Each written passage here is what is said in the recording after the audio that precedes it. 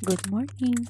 First day nga pala ng Chinese New Year ngayon. Today is 17 of February. Gigising ko nga lang ng oras na yan, kaya nagmumuta-muta pa ako dyan. Kasi nga kako, baka pag lumabas siya may makipag-usap sa akin, makita niya may muta pa ang aking mata. Ng oras na pala na yan ay 8:30 na, kaya nagluto na ako ng lugaw na kakainin ng aking alaga. Everyday off ko pala, ako pa rin ang nagluluto ng pagkain niya. Kaya kahit gusto mong mapaagang mo lumabas, hindi ka pwedeng lumabas kasi kailangan mo pang magluto. Prepare ko lang naman at ilalagay lahat ng mga sangkap na dyan sa rice cooker at pwede ko na rin iwan.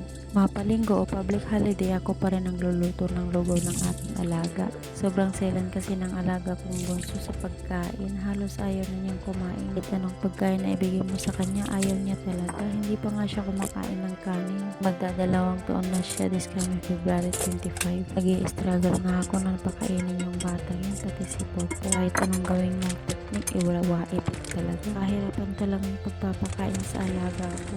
Kaya kahit gaano kasarap ang niluluto mo, kung ayaw niyang kumain, ayaw niya talaga. Lagi namin itinagdarasan na nawa ay magana na siyang kumain. First day nga pala ng Chinese New Year ngayon, kaya medyo late na akong lumabas ngayon dahil wala naman akong pupuntang importante. Pupunta lang din naman ako sa Shamshu at ayusin yung mga gamit ko doon dahil malapit na rin akong umuwi. Dahil nga naipon-ipon yung mga damit ko doon, mga ibinigay kasi sila amo ng mga damit pang bata. Pati na rin yung mga nabibili ko ng mga gamit. Holiday ko pala ay namimili ako ng mga gamit pang bahay. Hindi pala. Sa tuwing sahod ko pala yun. Pero dahil isang beses lang naman pala ako sumahod sa isang buwan. Kaya ayun, tuloy napapadami ako ng mga ipapabox. Pati na rin yung mga bigay. Ayun na nga, nagpakulo na ako ng tubig at hinihiwa-hiwa ko na rin yung mga karne. Ilalagay ko sa lugaw. Hinugasan ko na nga muna yan at bago ko hiwa-hiwain. At nagpakulo na rin ako ng tubig para ma-blanch ko na yung karne bago i-blend. Pinapakuluan ko nga po pala yung karne bago ko i-blend. Tama ng mga gulay. Ganon kasi yung instruction ng amo ko sa akin. Kaya po, ganyan din po ba kayo magluto ng lugaw? Nakadami na pala ako ng kwento sa inyo pero hindi pa po ako nakakapagpakilala. Ako nga po pala si Jemaline Ram. Nangarap mga abroad at nagkikasambahay dito sa Hong Kong. Bata pa lang pala ako gusto ko nang mag-abroad kasi marami akong nakikita na nag-abroad na yumayaman. Dahil sa tuwing nakikita ko sila umuwi, ang gaganda ng kanilang mga damit at syempre maraming chocolate. Kaya sabi ko noon, paglaki ko gusto ko na rin mag-abroad. At para syempre mabili ko yung mga gusto kong bilhin at yumaman na rin syempre. Yun. Pwera-bero po, pero yun talagang gusto kong mangyari sa buhay ko. Pero habang tumatanda nga ako ay mas gusto ko na lang ng simpleng buhay. Ngayong naranasan ko ng mag-abroad, ganito pala kahirap. Dito mo talaga mararanasan lahat. Yung matulog ng late, di ka makakain sa tamang oras, halos wala din pahinga. Yung minsan habang kumakain ka pa, inuutusan ka na. Yung kakain kang mag-isa, pag gusto mo namang tumawag sa pamilya mo, hindi mo magawa dahil nga busy ka at syempre laging may bantay. Sinubukan ko nga tawagan ang pamilya ko kahit nandyan yung mga matatanda. Hindi naman sila nagagalit sa akin pero minsan nagpaparinig lang. Hindi na ako tumatawag during work hours ko. Panigurado, masisita na naman tayo. Bilang isang OFW, sobrang hirap pala. Dumating nga pala ako dito sa Hong Kong ay 2012, ngayon ay 2026 na. Maglalabing-4 na taon na nga ako dito sa Hong Kong. Sa totoo lang, sa 14 years ko dito sa Hong Kong, naka-6 na ambon na ako. At syempre, ang dami ko na rin napagdaanan sa buong taon na yan. Dami kong napagdaanan pero doon ako lumakas at tumibay. Tibay sa lahat ng hamon ng buhay.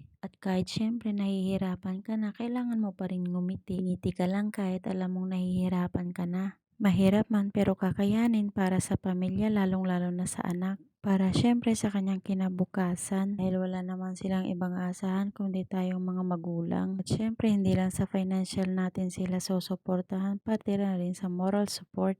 At syempre kahit malayo tayo, paramdam pa rin natin sa mga anak natin ang ating suporta sa kanila. Iparamdam natin na kahit malayo tayo ay parang nandyan pa rin tayo sa tabi nila. Kahit gaano tayo kabisi, bigyan pa rin natin ng importansya at kumustahin din sila. Alam ko karamihan sa mga magulang ay hindi nakukumusta ng mga anak. O minsan pag nakukuha na nila yung mga padala natin na hindi na nila maalala na kumustahin tayo. O magsabi man lang kung nakuha na nila ang pera. Pero bilang magulang, iniintindi na lang natin sila. Kaya proud na proud ako sa mga magulang na kayang tiisin ang lahat para lang sa pamilya, para lang maibigay ang kanilang mga pangangailangan. Nakadami na po ako ng kwento sa inyo. Patapos na nga po pala ako na magluto ng lugaw. Nililigpit ko na rin yung mga ginamit ko. Laban lang po mga nanay ha. Huwag po kalimutang magdasal lagi. Pagdasal na lang po natin ang ating kalusugan sa Panginoon at alam ko hindi niya tayo bibiguin. Hiling lang tayo sa Kanya na palakasin tayo at tayo bibigyan na ulit ng panibagong lakas. Lahat nga pala ng mga magulang na nahihirapan ngayon,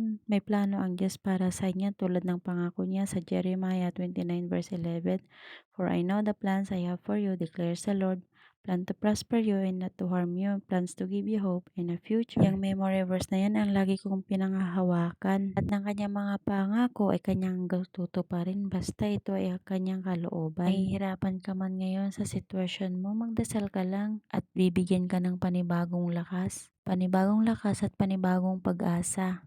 Fast forward nga, after kong magluto ay naligo na rin ako at bumalik ako sa higaan. Gusto ko nga palang matulog dyan ulit kaso hindi na ako makatulog. Habang ako ay nagluluto kanina, inabutan ako ni Amo, ni Yeye at ni Ama ng Laisi. Laisi is yung red packet. Ibinibigay nila, dinidistribute nila sa mga tao na makikita nila. Or should I say, yung mga kapamilya nila. Medyo nga nagpakit muna ako dyan mga auntie kasi feeling ko maganda ako pagkaligo. Alam ko karamihan din sa inyo ganun din ang feeling, di ba?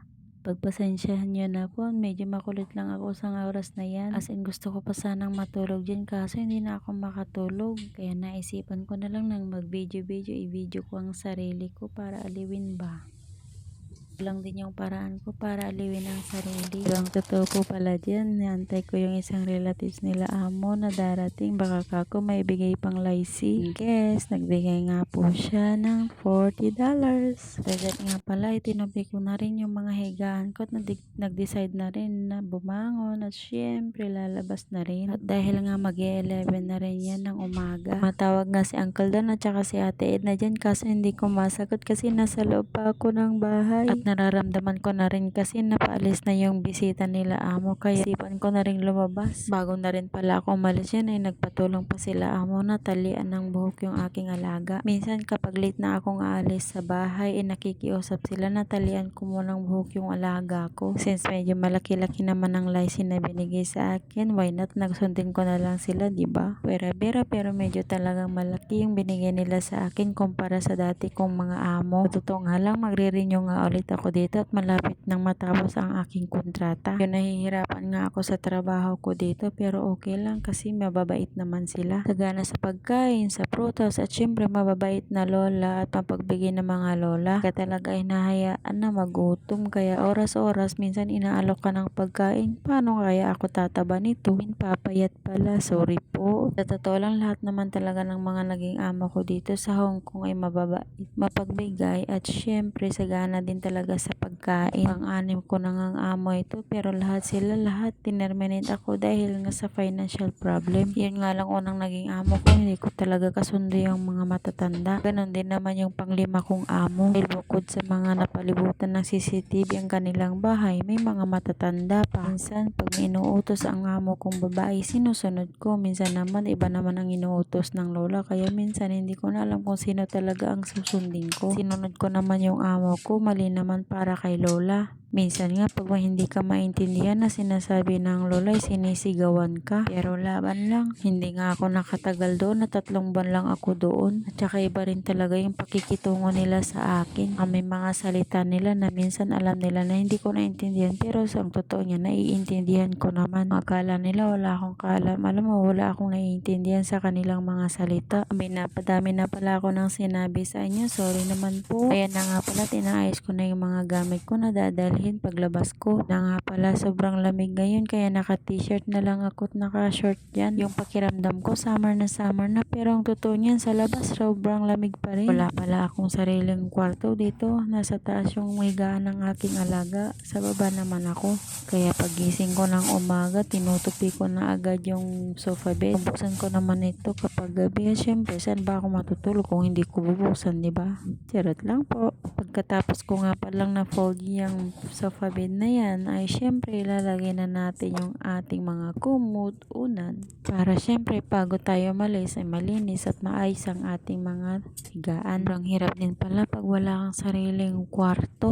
Kahit gusto mo pa sanang mag-stay dyan sa kwarto kaso hindi na pwede kasi palabas masok kasi yung mag-ina. Minsan may kinukuha o kaya minsan may nilalagay sa loob. Minsan nga din gusto ng alaga ko na pumasok sa kwarto na dyan kasi dyan niya gustong maglaro. Kaya nag-decide na lang ako na alis na lang. Wala nga din talaga akong malaking space dyan sa kwarto na yan. Kaya minsan doon ko na lang dinadala kina uncle doon sa Shamshupo. Kailangan ko na nga talagang i-dispose yung mga yun kasi hindi ko alam kung magre-renew na ulit siya. Sobrang taas nga ng mga lalagyan ko ng damit. Ayun, tumuntong na lang ako sa aking higaan. Kinuha ko na rin yung isusuot ko sa araw na yan. Wala nga talaga akong masyadong maisuot dyan kasi sabi ko nga tumaba na talaga ako. Pero in fairness, 3 kilo ang nabawas sa akin. Nagda-diet na nga ako kasi masama sa katawan ko, maraming sugar. Tama po ang narinig nyo, meron na akong diabetes, high blood at syempre yung high cholesterol. Fast forward nga pala, pinakita sa akin ni Ate Edna kung magkano yung lysine niya. At ayun na nga, may 100, may 50. Ewan ko kung magkano lahat yan. Mapapasana all ka na lang talaga sa lahat ng mga malalaking lysine ng mga kapwa ko OFW. Pero nagpapasalamat pa rin tayo dahil sa mga natanggap nating blessing. Buti nga may Chinese New Year sa kanila, namimigay sila ng pera or should I say lychee or red angpao. Kahit paano may pandagdag allowance na tayo. At naglulukuhan kami kasi sinuot ni Uncle Dan yung jacket na ayaw ko na rin kasi sobrang laki sa akin. Ayan na nga, hindi naman kami nag-usap ni Ate Edna ng isusuot pero bakit parang magkaparehas kami. Natawa nga kaming dalawa kasi magkaparehas kami ng isinuot ng kulay ng damit. Nang hiram na nga ulit ako sa kanya ng 300 3,000 dahil gusto kong ituloy yung CR na pinapagawa ko. Nakulangan din talaga ako sa budget sa pagpapagawa ng toilet. Hindi pala biro magpagawa ng mga ganun. Kailangan talaga mag-ipon ng mag-ipon. Hindi na baling makautang ka. Importante may napuntahan lahat yung mga inuutang mo. Hindi napunta sa wala. Sabi ko nga kay ate, si video ko ate para may katibayan na umutang nga ako sa'yo, diba? Buti na lang talaga nakuha na ni Ate Edna yung long service niya. At yun, may nahiram kami sa kanya. Sabi ko nga sa kanya, babayaran ko na lang pag nakaluwag-luwag ulit ako. Diyos mio, Marimar, nakaluwag-luwag talaga. So, ayun na nga. Salamat po sa panonood.